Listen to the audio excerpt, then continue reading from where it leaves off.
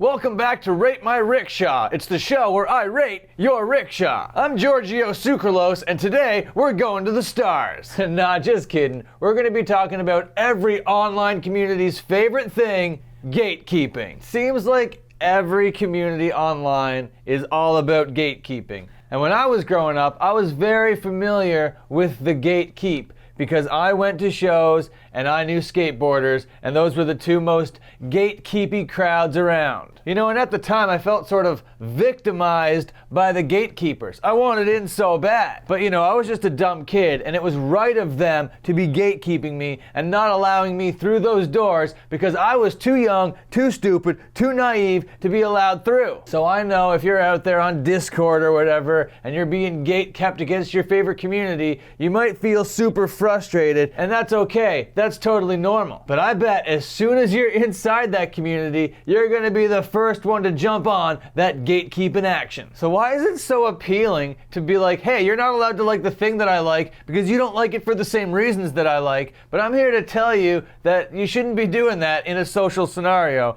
because gatekeeping in a social scenario is one way to just ensure that you're not making any friends and nobody's going to be inviting you to the next party. But that doesn't mean there isn't a place for gatekeeping. People do have to gatekeep. If you're a content creator or you're providing a service, then it's actually your duty to gatekeep. You can't just give the audience anything willy-nilly, because there's got to be some level of quality control. The gatekeeping must be done in a way where it seems like you have the interest of the audience at mind and that you're not gatekeeping at all. It's one of nature's most cruel balancing acts, and it's one that I have to do every single time that I upload. Because you know, the idea behind this channel is to show you guys the best mosh pit footage, and not every band and not every set is created equally, unfortunately. So sometimes my favorite bands, the bands that I want to feature on the show, I can't feature because their sets aren't wild and aren't crazy enough. Without gatekeeping, I'm just shoveling out content without any regard for if it's good or not. And that is bullshit. So I don't gatekeep to keep people away. I don't gatekeep to exclude anybody. On the contrary, it's actually quite the opposite.